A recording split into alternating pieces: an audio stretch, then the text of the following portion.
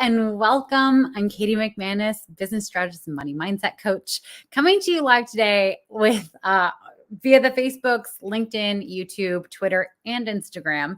And by the way, if you're curious how I do all 6 of those, I do the first 5 on this amazing app called StreamYard. I highly recommend it. It is better than other streaming platforms that I've used in the past. And I do this really fun thing where I balance my phone against my computer, my laptop screen, so that I can go live onto Instagram as well, because Instagram, for some reason, doesn't sync with all the other things. Anyway, hi, welcome. Tonight, I want to talk about wanting, okay? Wanting as a concept. So here's basically how we're programmed in our world, which, I mean, let's face it, we've all survived up until now, right? So this isn't necessarily wrong, but it's not everything we can have. We are trained from a very young age that it is okay to ask for what you need. It is okay to ask for what you need. And hi, David, and hi, Sandy, welcome. But when we ask for what we want, we get called a whole bunch of names. Hi, Caesar, welcome. We get called selfish. We get called greedy. We get called money grubbing. We get compared to awful archetypes in the media, like Miranda Priestley from The Devil Wears Prada. Scrooge McDuck, who, just gathers all of his gold coins and does, the backstroke through them. By the way, wouldn't he have the most defined back muscles from doing all those backstrokes? I always think about that.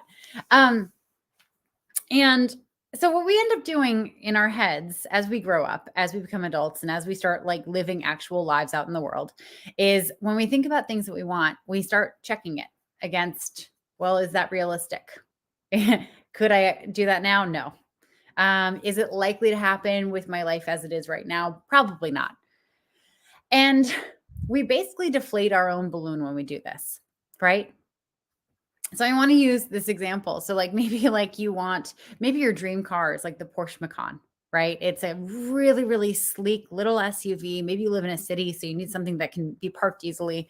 And you're looking at it and you're like, oh, I would love one of those. But then this voice in your head's like, well, do you really need it?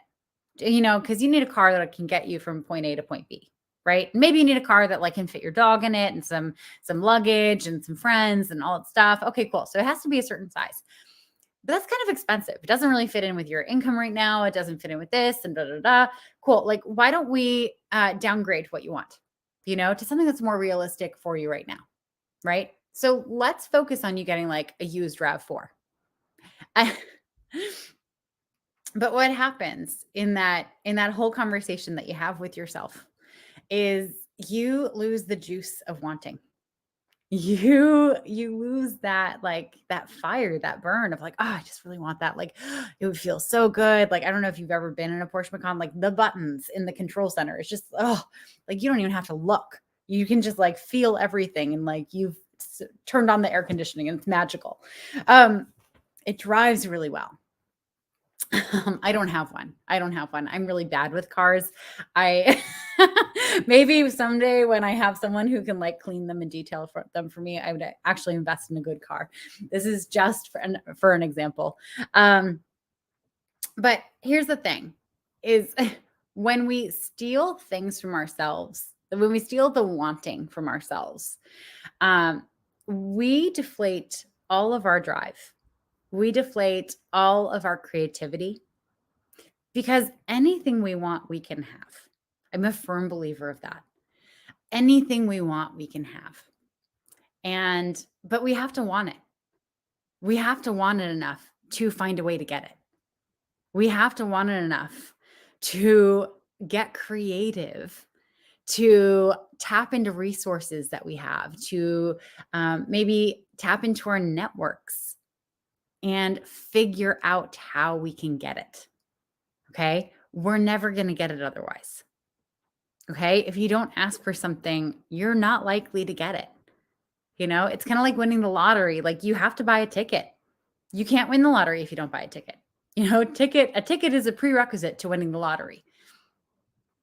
So here are the main things that we use against ourselves when we're trying to figure out like what we want, and deflating it and making it realistic.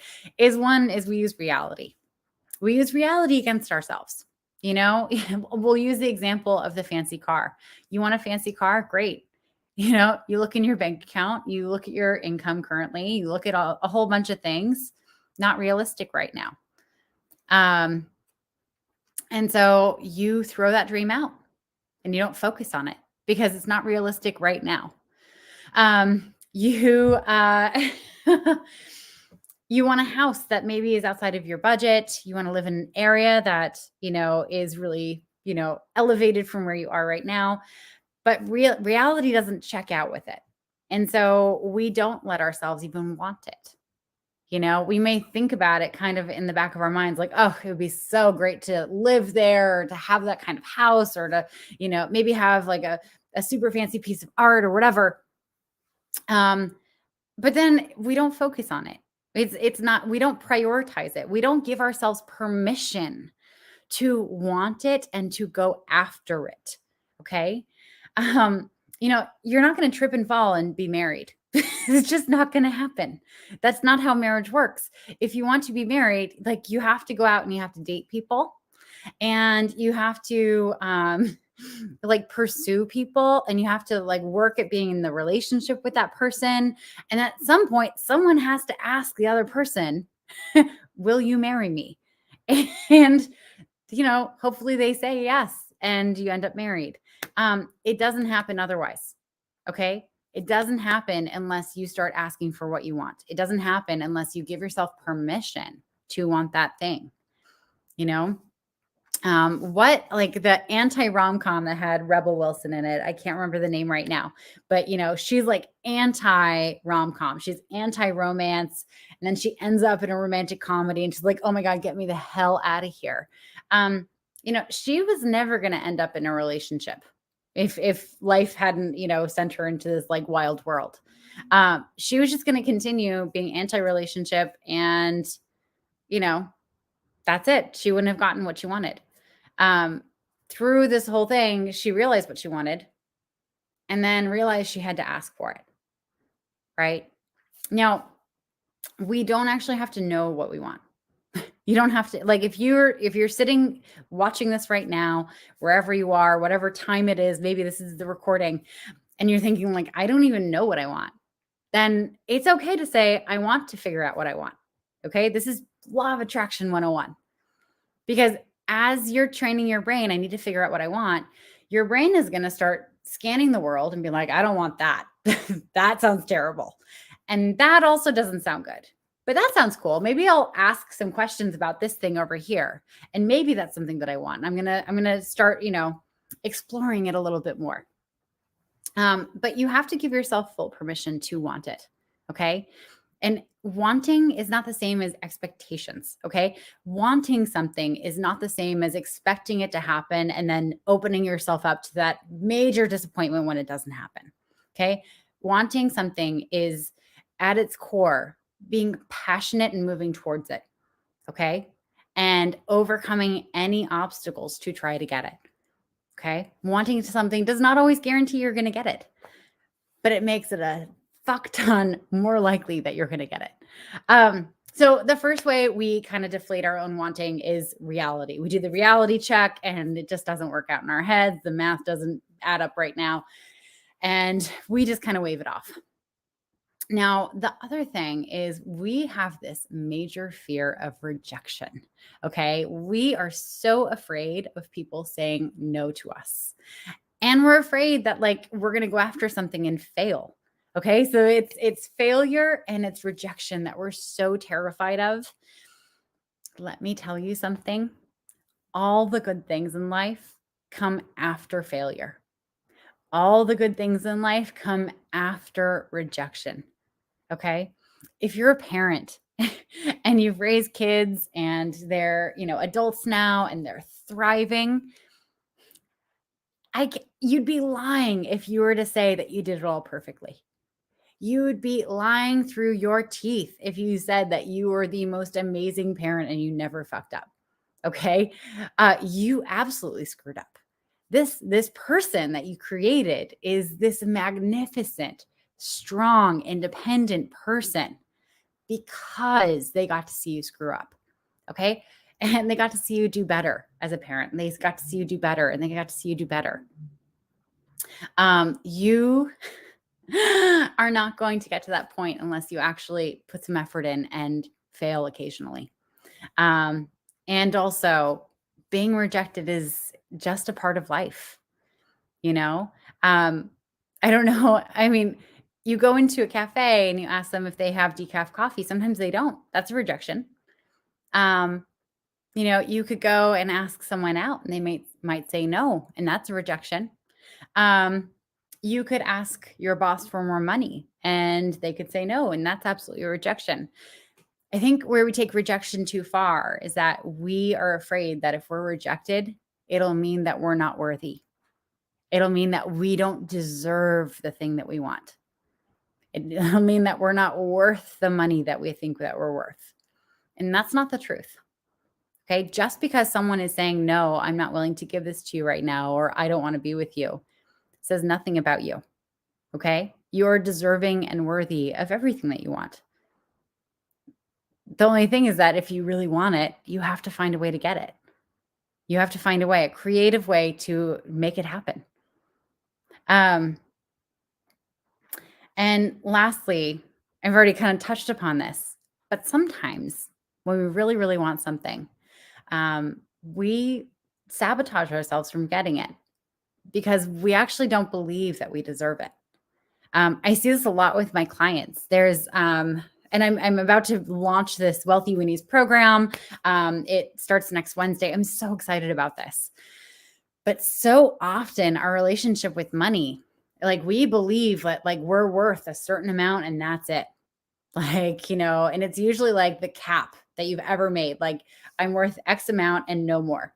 Sometimes when I work with a client who comes from a background in a career that is typically underpaid, like a teacher or a nurse, one of the qualifying questions that I will actually ask them before I accept them as a client is, are you willing to make more money? Are you willing to ask for more money than you've ever made before?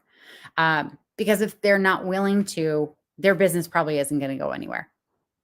If they're not willing to just believe that they might be worth that amount of money, then their business isn't going to go anywhere. So here's what I want you to remember from this live. I'm just going to summarize everything. You have full permission to want whatever it is that you want. And just wanting it is not the same as get it right now. Wanting it is finding a way to it, finding a way to bring it to you. Okay. Full permission to want whatever it is that you want. Because here's the beautiful thing about humans. We are resourceful as fuck. Okay. If we really want something, we're going to find a way to do it. We can be creative and resourceful and we can tap into our network and we can find a way, but only if we've given ourselves full permission to really want it. Okay. Secondly, if you're afraid of rejection, go and get rejected for everything. If 100 Days of No, I forget the guy's name, he was terrified of rejection and he went and just asked, for something that he knew he would get rejected on for 100 days in a row. And it was insane things. Like he would go to a burger place and he would eat his burger and then he'd go up with the wrapper to the counter and he'd be like, "Hi, I would like a refill burger, please." And the people would be very confused. And they'd be like, "Excuse me, sir? No, like we don't do refill burgers. What do you mean?" And he's like, "Oh, well, I just figured I'd ask." He'd go to random people's houses with like a potted plant and ask them, "Can I plant this in your yard?" And they'd say, "No, you can't plant that in our yard." And he'd say, "Oh, well, why not?" And, he was surprised that sometimes they'd say, "Oh, well, we just don't have good light in our yard. It'll die."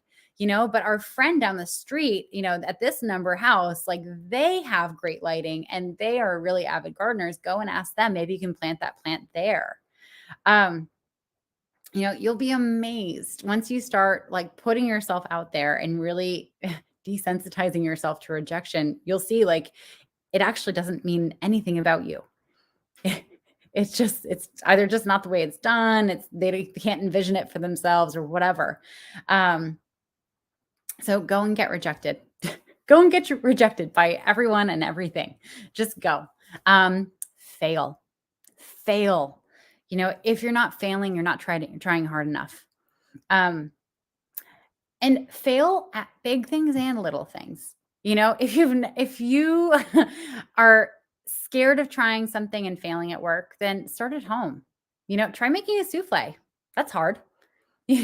Try knitting for the first time. That's hard if you've never knit before. Try to train your dog some tricks. You'll probably fail at that. I know I have. And lastly, know that you deserve everything. Know that you are intrinsically worthy of everything that you could ever want. And it doesn't necessarily mean that you'll get it. But the fact that you're not getting it does not mean you're not worthy of the things that you want. Doesn't mean that you're not deserving. You are. You deserve every good thing to come to you. And sometimes just not believing it is what prevents those things from coming to you.